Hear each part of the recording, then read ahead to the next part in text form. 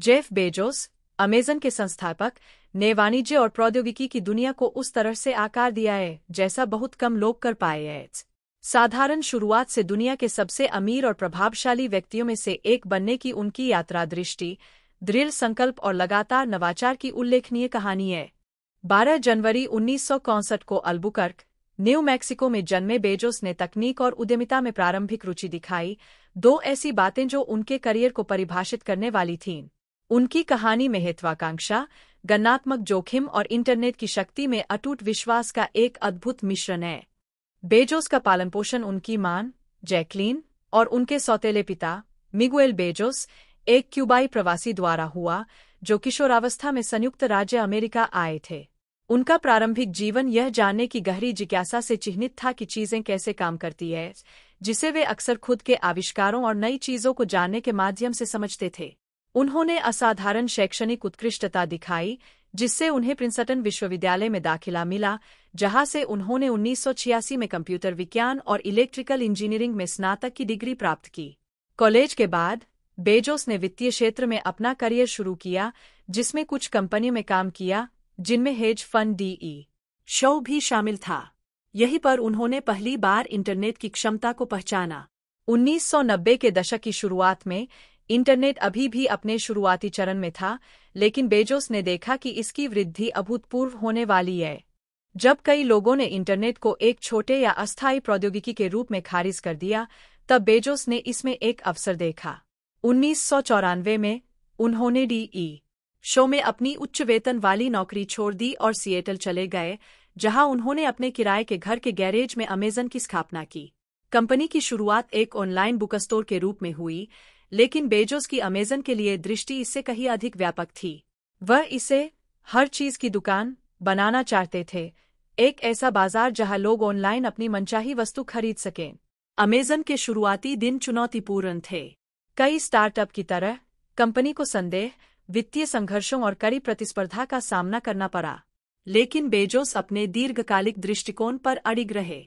वह मुनाफे को कंपनी की वृद्धि में पुनर्निवेश करने के लिए प्रतिबद्ध थे, बजाय इसके कि वह अल्पकालिक लाभ पर ध्यान केंद्रित करें।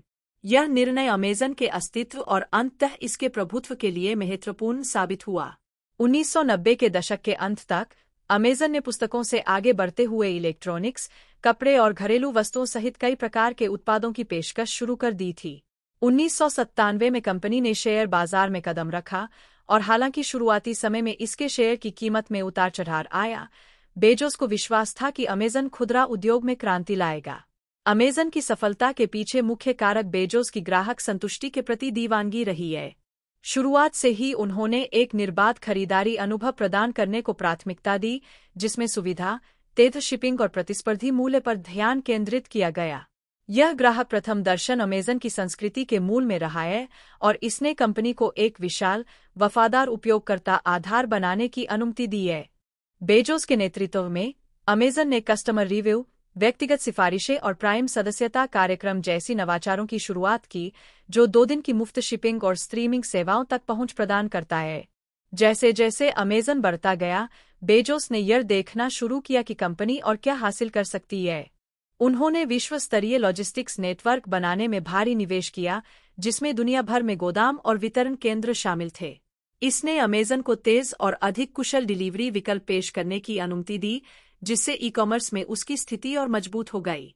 खुदरा व्यापार के अलावा अमेज़न ने कई अन्य उद्योगों में भी कदम रखा, जिनमें क्लाउड कंप्यूटिंग, मनोरंजन और आर्टिफिशियल इंटेलिजेंस शामिल है। 2006 में लॉन्च किया गया Amazon web services (AWS) company की सफलता का एक प्रमुख हिस्सा बन गया, जो व्यवसायों को क्लाउड स्टोरेज और कंप्यूटिंग सेवाएं प्रदान करता है। आज AWS अमेज़न के सबसे लाभदायक प्रभागों में से एक है और वैश्विक स्तर पर क्लाउड प्रौद्योगिकी के विकास में महत्वपूर्ण भूमिका निभाई है। बेजोस हमेशा बड़े जोखिम लेने और साहसिक दांव लगाने को तैयार रहे हैं, भले ही दूसरों ने सोचा हो कि वह पागल है। इसका सबसे प्रसिद्ध उदाहरण अमेज़न का 2017 में होल फूड्स का अधिग्रहण है। उस समय कई लोगों ने सवाल उठाया कि एक ऑनलाइन रिटेलर पारंपरिक किराना स्टोर श्रृंखला क्यों खरीदेगा, लेकिन बेजोस ने अमेज़न की किराना व्यवसाय में उपस्थिति को बढ़ाने और इसकी लॉजिस्टिक क्षमता को भौतिक खुदरा के साथ जोड़ने का अवसर देखा। इस अधिग्रहण ने अमेजन को प्रमुख स्थानों पर मूल्यवान रियल एस्टेट तक पहुंच प्रदान की और कंपनी को अपने डिलीवरी सेवाओं को भौतिक स्टोर्स के साथ और भी अधिक एकीकृत करने की अनुमति दी। अमेजन से परे बेजोस ने अन्य उद्यमों का भी अनुसरण किया है, जिनमें से कुछ व्यक्तिगत जुनून हैं। 2000 में उन्होंने ब्लू ओरिजिन की स्थापना की, जो एक निजी एरोस्पेस कंपनी है जिसका उद्देश्य अंतरिक्ष यात्रा को आम लोगों के लिए सुलभ बनाना है। एलन मस्क की स्पेसएक्स की तरह ब्लू ओरिजिन का उद्देश्य पुनः प्रयोज्य रॉकेट्स विकसित करना है जो अंतरिक्ष अन्वेषण की लागत को कम कर सके। बेजोस ने अक्सर मनुष्यों के अंतरिक्ष में रहने और काम करने के अपने दीर्घकालिक दृष्टिकोण के बारे में बात की है और उन्होंने ब्लू ओरिजिन में अपनी व्यक्तिगत संपत्ति के अरबों डॉलर का निवेश किया है। 2021 में उन्होंने खुद ब्लू ओरिजिन अंतरिक्ष यान में सवार होकर अंतरिक्ष की यात्रा की, जो व्यावसायिक अंतरिक्ष उड़ान के विकास में एक महत्वपूर्ण मील का पत्थर था।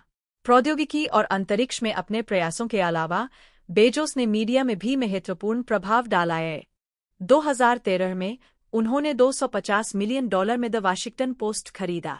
यह अधिग्रहण कई लोगों के लिए आश्चर्यजनक था क्योंकि बेजोस का पत्रकारिता में बहुत कम अनुभव था।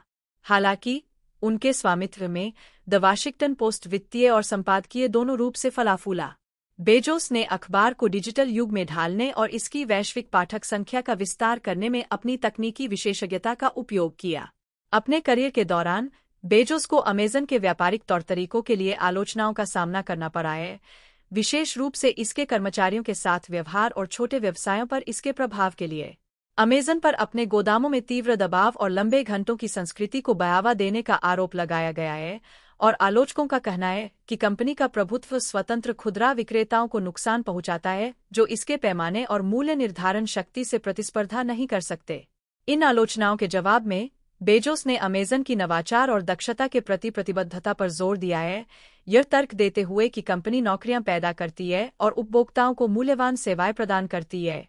2021 में बेजोस ने अमेजन के सीईओ पद से इस्तीफा दे दिया और अपनी लंबे समय से सहायक रहे एंडी जैसी को कंपनी की बागडोर सौंप दी।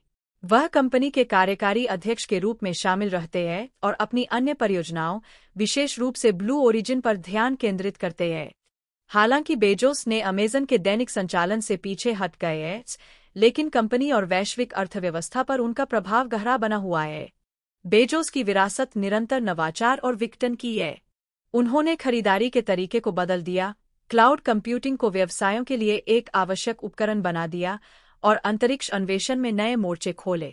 जोखिम लेने की उनकी तत्परता, दीर्घकालिक लक्ष्यों पर उनका ध्यान और उनके ग्राहक केंद्रित दृष्टिकोण उनकी सफलता की कुंजी रहे हैं। आज अमेजन दुनिया की सबसे मूल्यवान कंपनियों में से एक है और बेजोस की व्यक्तिगत संपत्ति, जिसने $200 बिलियन से अधिक का आंकड़ा पार कर लिया है, उनके काम के प्रभाव को दर्शाती है।